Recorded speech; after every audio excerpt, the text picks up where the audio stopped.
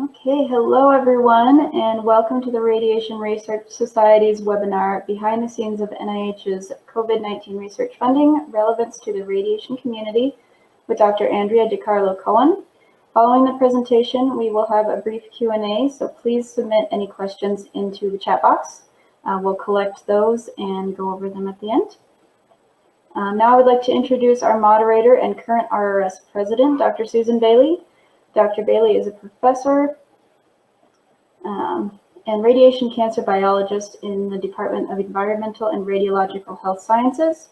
Part of our current research program includes being one of 10 investigations selected by NASA for the TWINS study in an integrated effort to launch human space life science research into a new era of molecular or omics-based studies.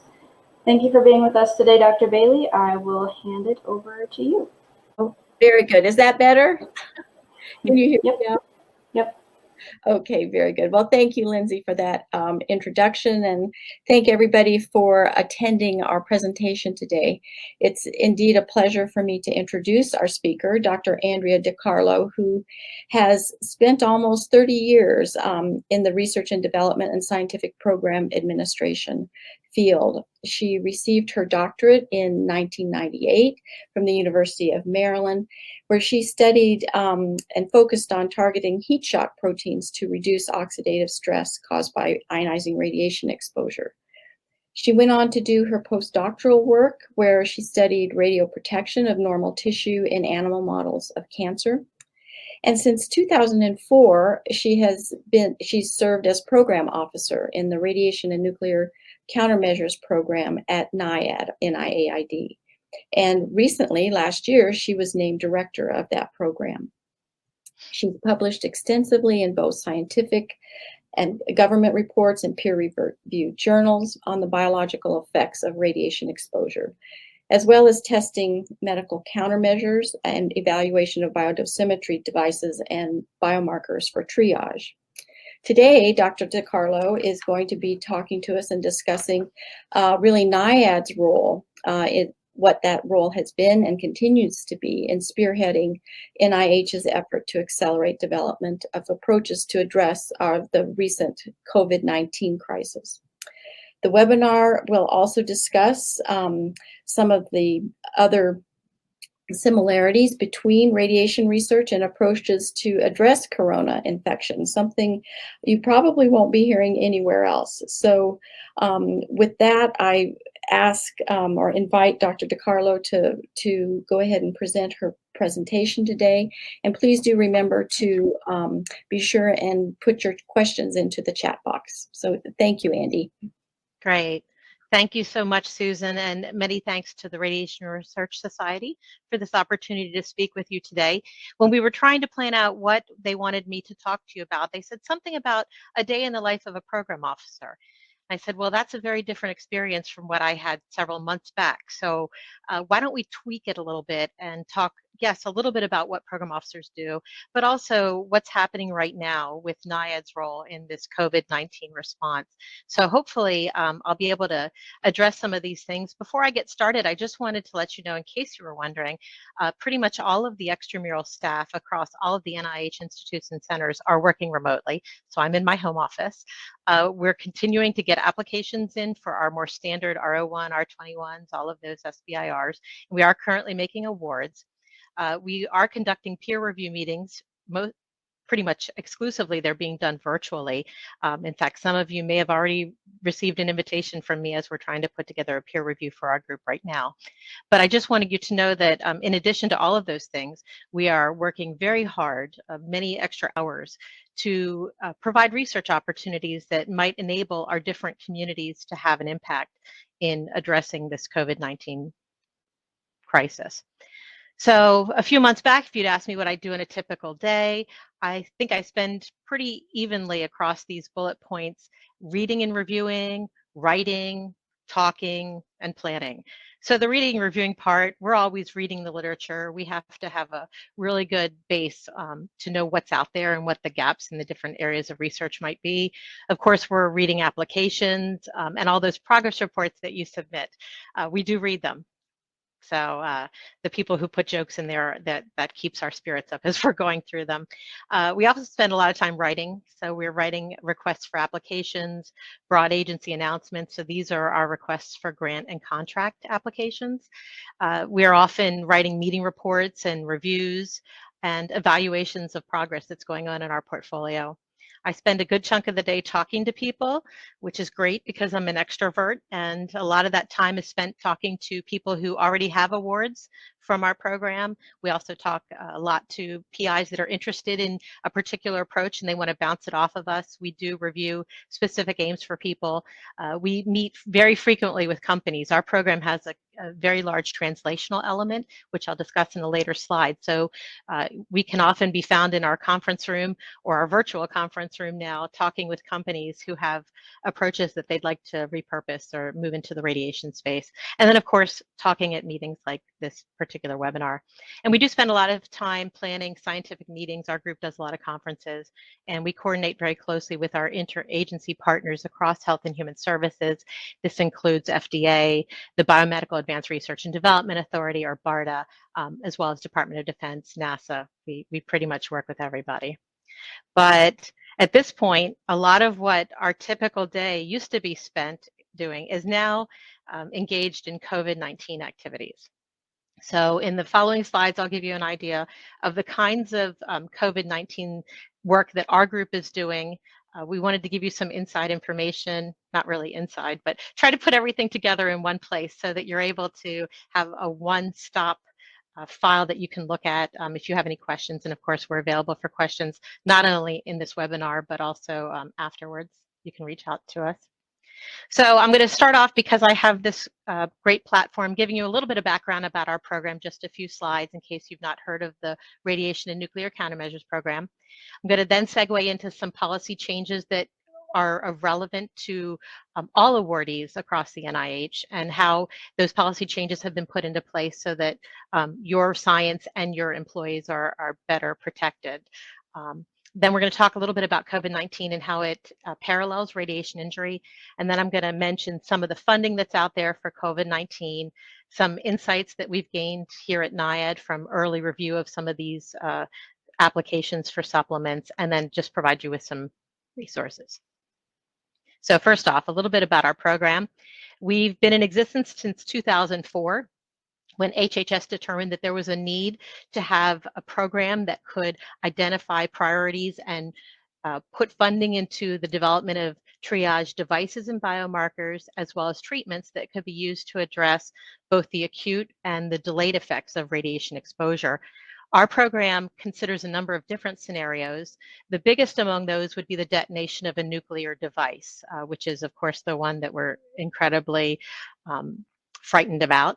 Also, we have been tasked with development of products in case there is a nuclear power plant accident or attack, or the dissemination of radionuclides in some form in the air, in the water, and the food supply. But because we're talking about civilian populations, and we've seen, of course, from the recent COVID activities that are taking weeks to months to get things together, in a rad nuke scenario, we're going to have hours to days. So I think that's a little jarring to consider. But our concept of operations means that in the treatment of civilian populations, we cannot get anything to the medical personnel to administer, and we may not even know who needs it inside of 24 hours after the event. So we're really looking for approaches for biodosimetry and treatments that can be used at 24 hours or later after exposure. And when we first came into this field, it was relatively dormant since the Cold War. There hasn't been a lot of work to develop drugs to treat these kinds of total body or partial body radiation exposure. So we made a lot of investments in animal facilities for radiation, developed animal models, provided funding for academic programs and training. And again, as I mentioned previously, we have an emphasis in our program on the translational piece, which is engaging with industry and promoting advanced product development. So again, the three major areas that we fund: in green, the biodosimetry and biomarkers. This is not just markers to tell us whether or not you've been exposed so that we can treat you. This is also biomarkers that might be predictive of late impact. So are there early biomarkers that we can assess that might predict the risk that you have for some of the late complications of radiation exposure? In red in the bottom left corner, we have our decorporation program, where if someone has ingested, inhaled, or through wound contamination, radionuclides have been introduced into the body, we want to have a mechanism to be able to decorporate them and remove them. So that's another part of our program. And the program piece that is perhaps the largest part of what we fund are these treatment and mitigators for the acute radiation syndrome and the delayed effects of acute radiation exposure, or DEAR. So you can see here a number of different organ systems are implicated in that, and also combined injuries that involve some damage to the skin, as well as some type of radiation exposure. And our research has a whole continuum that we fund. We do a lot of basic research. This is in the form of RO1s and cooperative agreements, where we do sort of the more standard bread and butter of the NIH mechanisms of injury, some in vitro and early in vivo modeling. Then we also get into preclinical development, which tends to be work that we do through our contract mechanisms, where we're looking at lead candidates, we're trying to optimize them, see if we can get as much efficacy as possible, the kinds of studies that the FDA wants to see, like safety and tox. And then finally, our advanced development, where we work very closely with BARDA and FDA, as well as our Office of Regulatory Affairs at NIAID, and we move these developments forward, hoping that we can get licensure. In fact, our program has been very fortunate through hard work and very close collaborations with industry and the FDA to get a couple drugs, both Neupogen and Neulasta, which have been approved for use for hematopoietic acute radiation syndrome. Now, the way that we put this money into the research environment is through a number of different mechanisms. We have in the top left corner our CMCRC, the Centers for Medical Countermeasures Against Radiation Consortium. So they have pilot projects, and they're doing a number of large projects. We work with companies. We have the standard grants. We have RO1s, but we also have UO1 consortia, where we invite people through an RFA to propose science that's in a particular area. And then once they're in the program, we link them together. We provide incentives for collaborations, and that model has worked very well for us. As I mentioned, we also have our contracts. We have a lot of government interactions. There's not a lot of money in the radiation space, so we want to make sure we spend it effectively. And so we work very closely within NIH, within NIAID, and across government. And then, of course, we have our regulatory piece, where we are able to work with investigators and companies to help move their approaches forward. And of course, our international presence. So that was just a little bit about us, so that you can understand the background here for our presentation. Now, we're hearing from a lot of you that you're concerned about aspects of your award. A lot of you are not in your university laboratories. Maybe you have animal studies that you had to stop because of the crisis.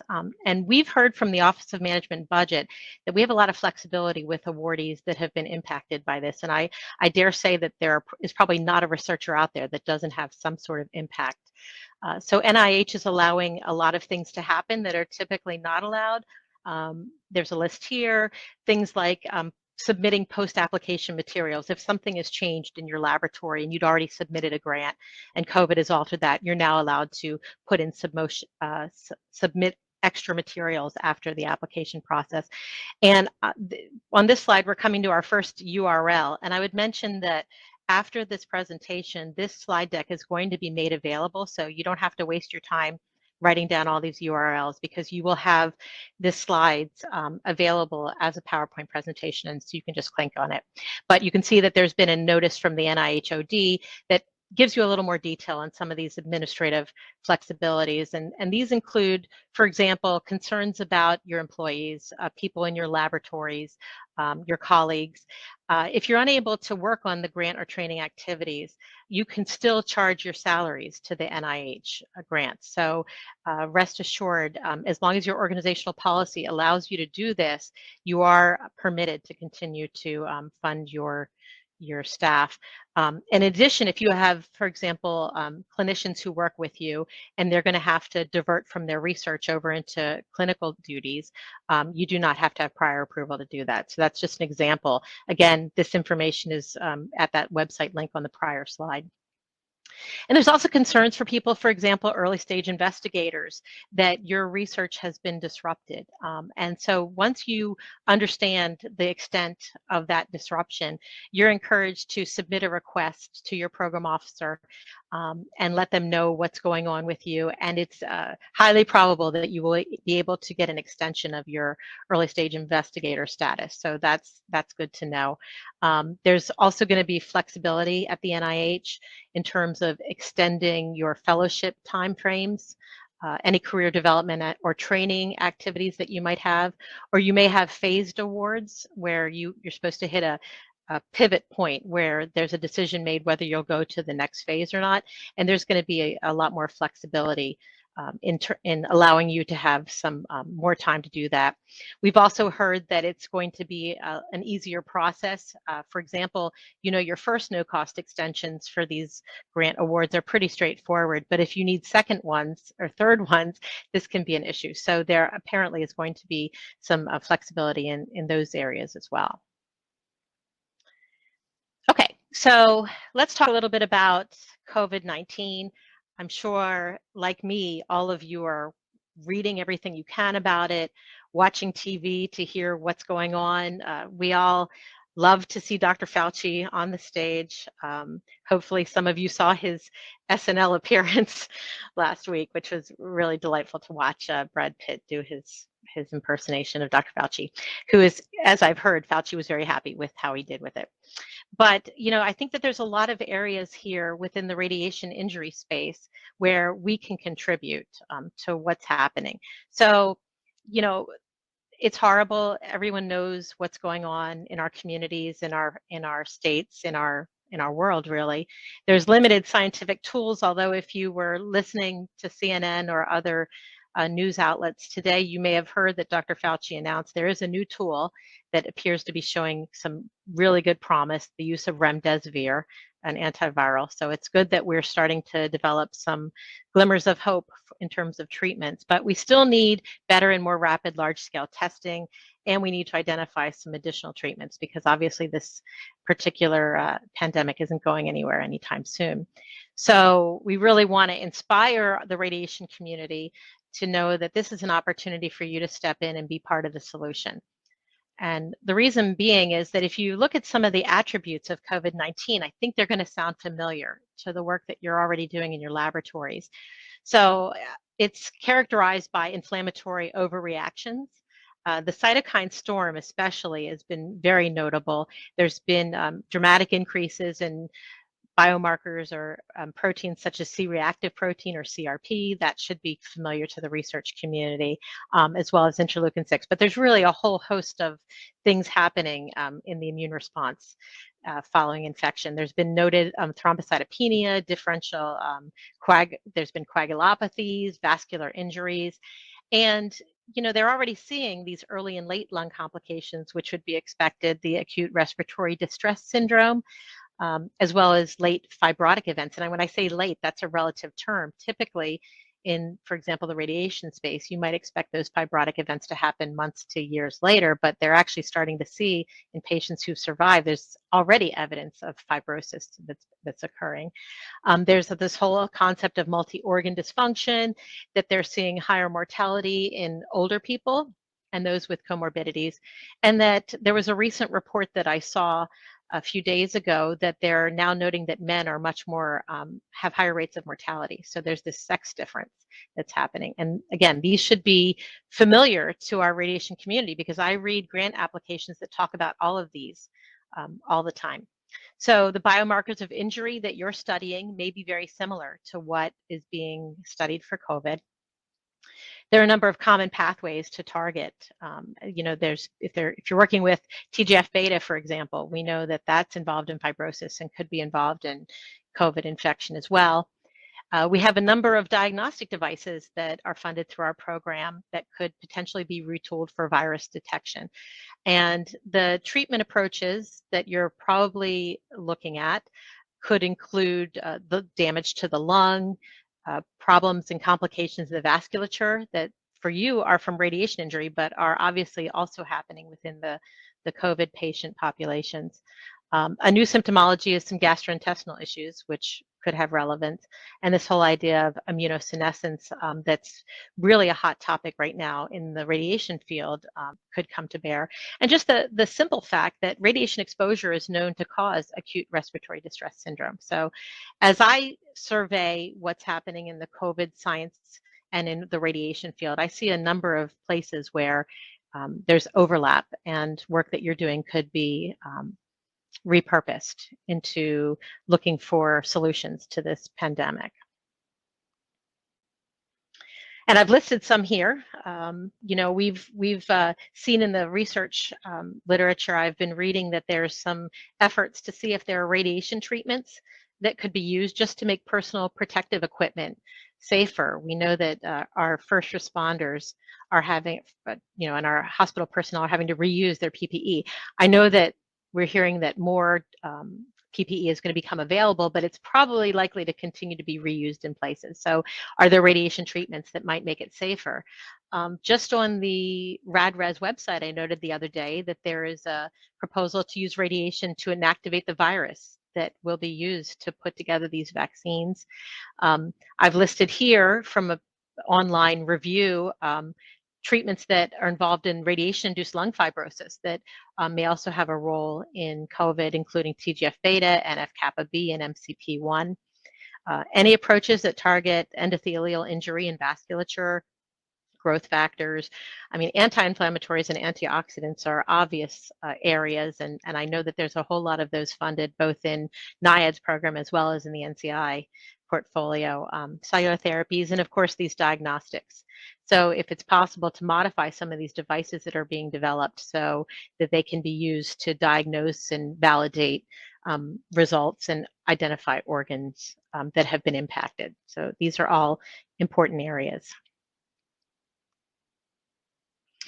I would ask that if you do consider putting something together and you're thinking about it, that you reach out to, if it's of relevance to NIAID and you're in our portfolio, please contact the RADNUC program officer who's assigned to your award, or me, or reach out to the other institutes and centers that you might have as your program officers.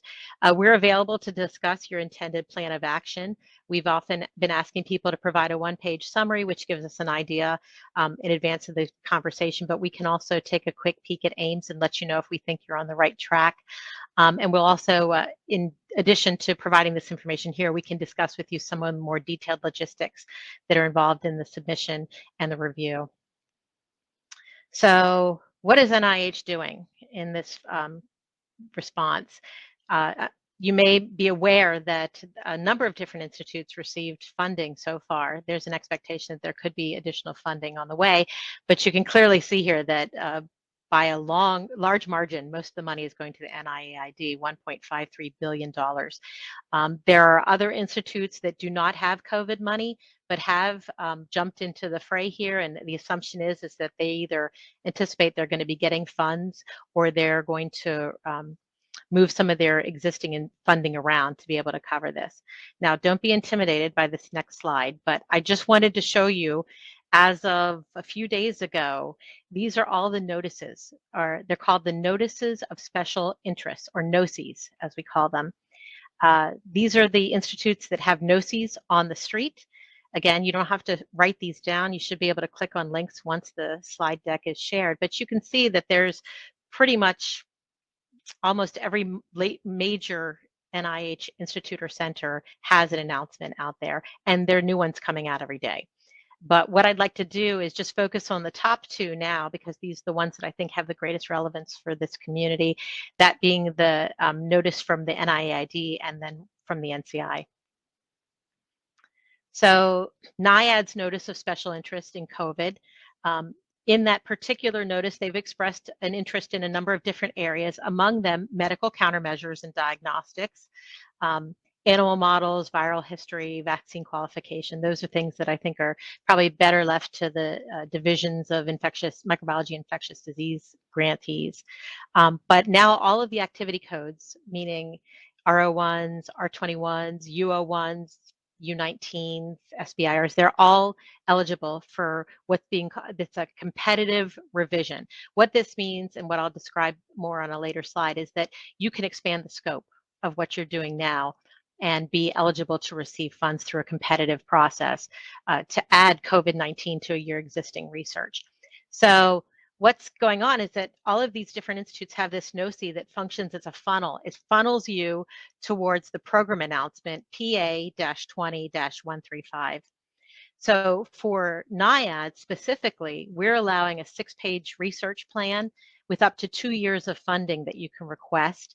Our NOCI says that the budgets cannot exceed the amount of the parent award, although there may be exceptions, and that you should definitely talk to someone at NIAID if you're considering this. Now, note that you can only submit for a NIAID supplement if you have a NIAID award. So in terms of the NCI NOCI, there's a few things that are different here with what Cancer has put out. You may be confused when you go and look online and you see that there's actually 2 different notices for cancer. The first one, 20-042, is specific for most of their mechanisms. 043 is specific for their SBARs and STTRs. So they've listed some areas of interest. I've highlighted here specifically that they want to look at the impact of radiation treatments and repurposing cancer treatments for COVID-19 patients, which I think is within the work that many of you are doing. According to their rules, you must be in an active award, not in a no-cost extension. There's some wiggle room within NIAID for no-cost extensions, but if you are in an NCE for a NIAID award, you should reach out to us so we can clarify that. Again, a 6-page research plan. They're only allowing 1 year and a budget of only 100,000 direct costs per year, so a little less money. We believe that's because they are receiving less in terms of the allotment, the appropriation for COVID work. So again, all of these NOCIs are funneling you towards this program announcement that is an emergency competitive revision. It is intended to expand the scope of active grants. So this is a way for the research community to get rapid access to funds to be able to start working right away to the extent that their laboratories are available to get going on this kind of research. You can see here the link to the program announcement. You need to follow the NOCI instructions for each of your participating ICs. So you have to make sure that you're within their page limits, budget limits, their areas of interest. I recommend that you reach out to the person named on that NOCI. At the bottom, there's a name, contact person to discuss the science. And it's also important to note that you have to include the NOCI number to which you're responding in box 4B of the SF424 form. So you need to be submitting the cover page, the budget justification, the checklist, and also the 6-page research plan. But there's some elements that are not going to be required. You don't need to put in biosketches and all of these information on some of the other support and things. Those will come later if they need to be. But because it's a revision of your existing grant, those shouldn't be necessary. If you think that you're doing something in your existing grant and what you want to do now would still be within scope, there's actually a different program announcement you should look at, and that's noted at the bottom. That's an administrative supplement program announcement, but I suspect that many of you are going to be doing something that's expansion of your current work. And something I would say to you is it might be a good idea for you to identify if there's a NIAID or other institute and center awardee that you could work with as a collaborator. Because NIAID has the most money, it may be that you're able to identify using the project reporter other PIs at your institute that have NIAID funding if you yourself don't have this available, and you may be able to suggest a partnership with them. So you can go to the projectreport.nih.gov, which is a great resource to know about anyway, and you can look up and see if there's other individuals at your institution with whom you might be able to work on something. So just a few insights. There are some COVID-19 models out there that we've become aware of. As we understand it, Jackson Laboratories does have a human transgenic mouse line, but we're hearing that that's not available right now, but it will be available soon. There's also some other resources here for in vivo models. There's also some in vitro strains, cell lines that you could consider working with, but I would point out that it may not be necessary to work with a live virus in order to do research in this area. So again, have conversations with your PIs, if you're graduate students or postdocs or people working in the lab, technical expertise in the lab, talk with your PIs and then come and talk to us, and we'll try to give you an idea if what you're working with would be relevant, and if there might be some models that you could bring to bear that don't involve working with active virus. And the way that these supplements are being reviewed at NIAID, it may be different at other institutes, but I can tell you that submissions are coming in all the time. There's a rolling acceptance of these. Once they're submitted, the program officer is notified that they're in, and then they are submitted to 3 NIAID program officers. So not the one that oversees your grant, we're not allowed to review. But across all of NIAID, there are people from our group that are reviewing other divisions, Division of Microbiology, Infectious Diseases, and they're having weekly review teleconferences where within a less than a week span from when they receive the application to the time that they review it, they're able to go through all of these. They decide on scoring, they decide which ones are the most meritorious, and then applicants are notified probably within the week, and awards have already been made. So money's going out the door quickly. Our grants management people are prioritizing COVID-19 supplements right now for obvious reasons. The kinds of science that's doing pretty well, at least from my perspective, and again, this is just my personal opinion, are those that have a more immediate potential impact, making sure that if you're proposing some of these viral models that you have gone out and found the right people who have expertise in those models. It's great if you have some preliminary data in other viral models or diseases. For example, if you know about either you've done it or the literature proves out that what your approach has had importance in influenza or acute respiratory distress syndrome or diabetes, that's looking really good in these applications.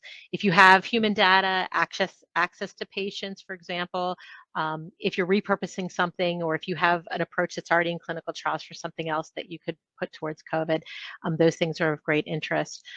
So if you think that what you're doing is going to have a great impact, and I would hope that what you're doing would have a public health impact, you're also going to have to include a resource sharing plan. So that's something that will be important if you decide to submit.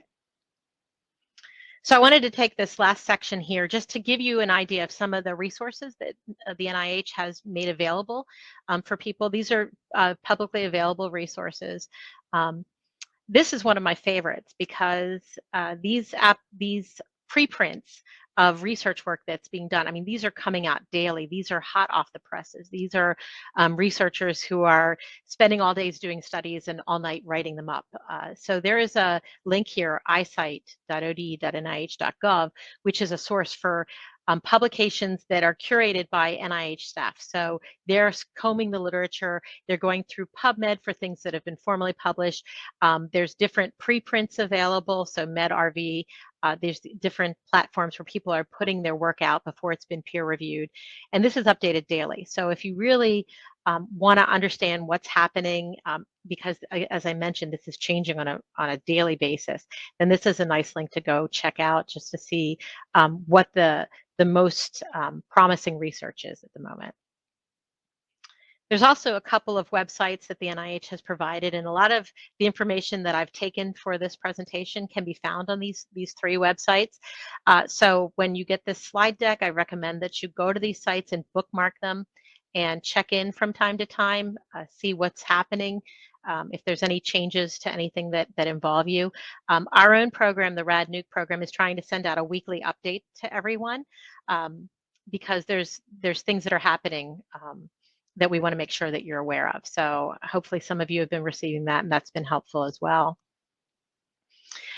Really important, I know that many of you received the NIH guide already.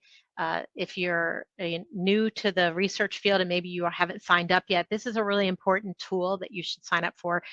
It's important not only for COVID-19 so that you can find out what the latest and greatest research notices and RFAs and the like that are out there, but also so you can just know what's happening. And then for the established investigators who have been getting this for years and they probably just skim through it at this point and then delete it, I would encourage you to, if you don't get it, sign up. And if you do, to read it. This is coming out every Friday. And there is a possibility that there could be some new COVID opportunities that are not limited to people who already have grants from the NIH.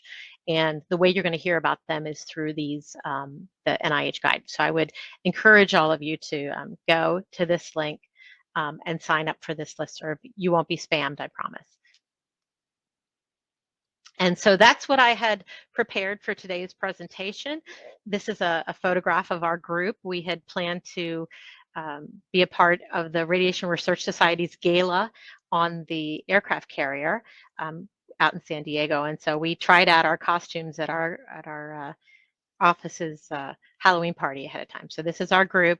As Susan mentioned, I've just been named the director, but I spent 15 years in the group as a program officer. We're very tight-knit group of people. We're very approachable, and many of you may have met us at meetings or seen us give presentations. And we're very happy to speak with you and hope that we're able to answer any questions you might have about the impact of COVID and how you can be a player and make a difference. So thank you very much again for the opportunity, and I'll be happy to take any questions. Thank you, Andrea, so much. That was just really a great presentation and full of wonderful information and relevant information to our radiation community, as well as, the situation we find ourselves in today. So I think we'll go ahead then and move to questions. Lindsay, do you have those?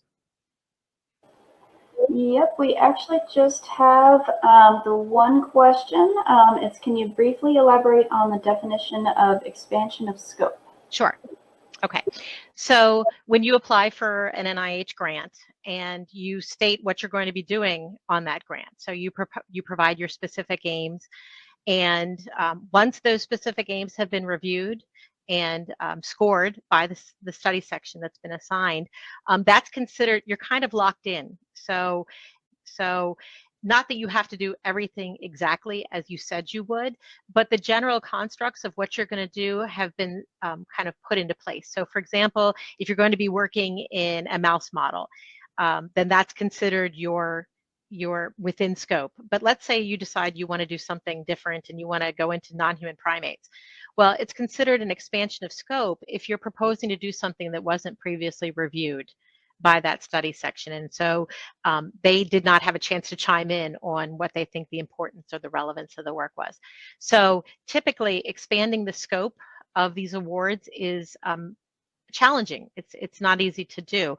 There's a process that's in place to expand scope, and it's not done very frequently. It's done more frequently on things like collaborative, cooperative agreements, because that's got a little more flexibility. But your standard R01s and R21s, this doesn't usually happen.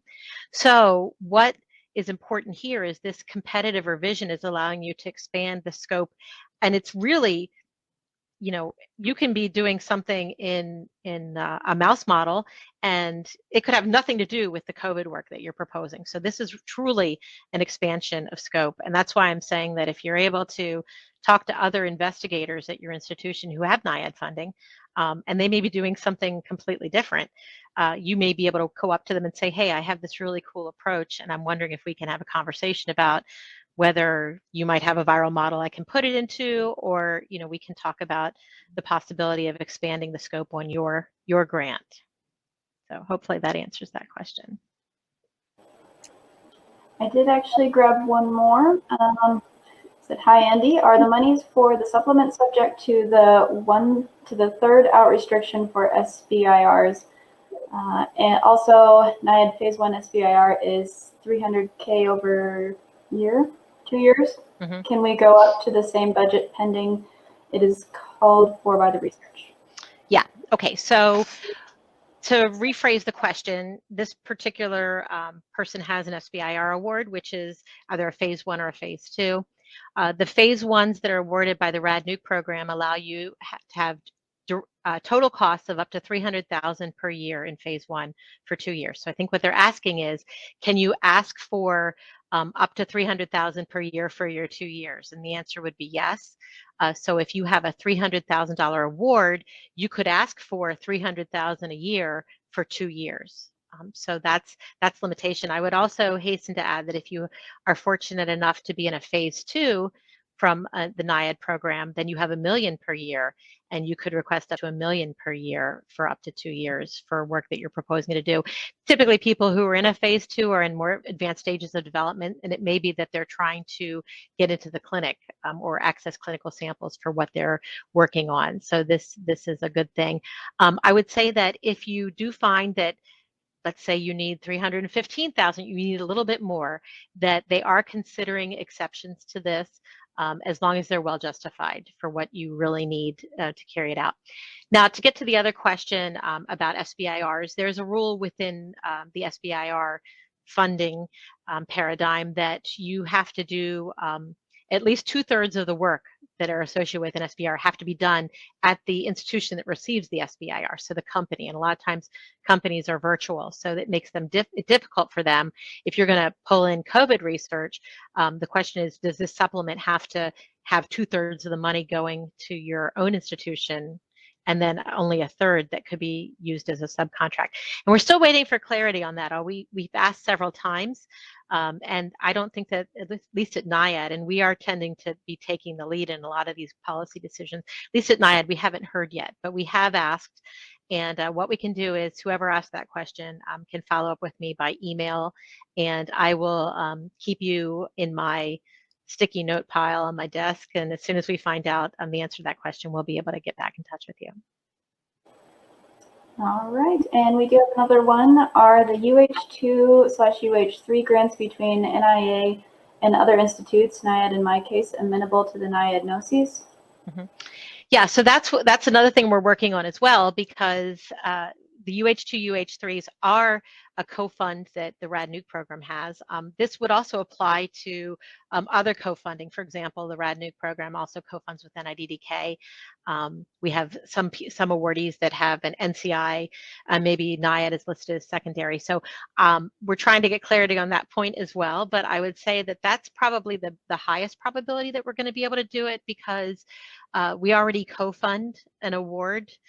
So if we're already putting in money on one of those awards, then it should be pretty straightforward to supplement them. But we are waiting for a final decision on that as well. Anything that NIAID co-funds is probably the higher probability. And then if it's something that we're listed as a secondary, let's say cancer NCI is your primary assignee institute and we are secondary, we're also trying to find out if that's going to be possible if you're secondary. But I think, as I mentioned, it's a higher priority if you're already getting funds from NIAID that you would be eligible for a supplement. Okay, well, that's all we have submitted in the chat box. Dr. Bailey, do you have anything else you would like to ask or add? Could you just please remind folks how they can find the presentation and the slides so that they have all of these great resources? Yep, so we will post the video on our YouTube channel for one, the radres.org/YouTube. And then for anyone who is registered, we will also send an email with both the slides and the link to the presentation as well. Very good. Very good. Excellent.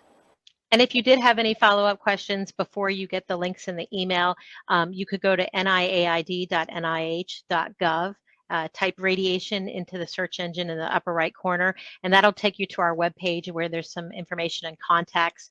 Also, if you search my name, I'm the only Andrea DiCarlo Cohen out there, so you can find my email and contact information on many of the RFAs that we've put out into the research community. And I would encourage you to reach out to us or anyone that you're familiar with in our program, and we'd be happy to have these conversations with you. Very good. Thank you so much. Thank you so much. Thank you. That was just an excellent presentation with all kinds of wonderful information and things that people can be using right now to perhaps expand some of the research they're doing. So thank you. Thank you so much. Thank you. Do be sure and follow up on the YouTube video and being able to get some of the slide deck for that presentation. I'd also like to remind everybody that we have another presentation on Friday, another funding type webinar from Charlie Lamoli, looking at the current funding landscape, a little broader view of that current situation. And that will be on Friday at 4 p.m. Eastern time. So be sure and be looking for that and get registered for that webinar on Friday. I'll also point out that we have a number of these learning opportunities which have just been going great. We've had wonderful attendance. We had 100 people today, so it's really turned out to be a great format for getting some of this information out to people. We have presentations that are focused, like we had today, on funding. That's important for everyone, but certainly others that may be of more interest to the RAD Women in Science group or early career investigators. But certainly do keep an eye on this. Keep a look at all of the social media outlets that RadRes has, as well as the web page. And we also have a number of podcasts that are available, archived, that are very good for passing time and learning something along the way. So please do keep an eye on all of that, all of these educational outreaches, and also, feel free to contact any of us, including our speakers like Dr. DiCarlo today. They're always willing to answer your questions. So with that, I'm happy to close this webinar. And again, thank you, Andy, for that really great presentation. Thank you, everyone. Be well. Yes, be well. Thank you. Bye-bye. Bye.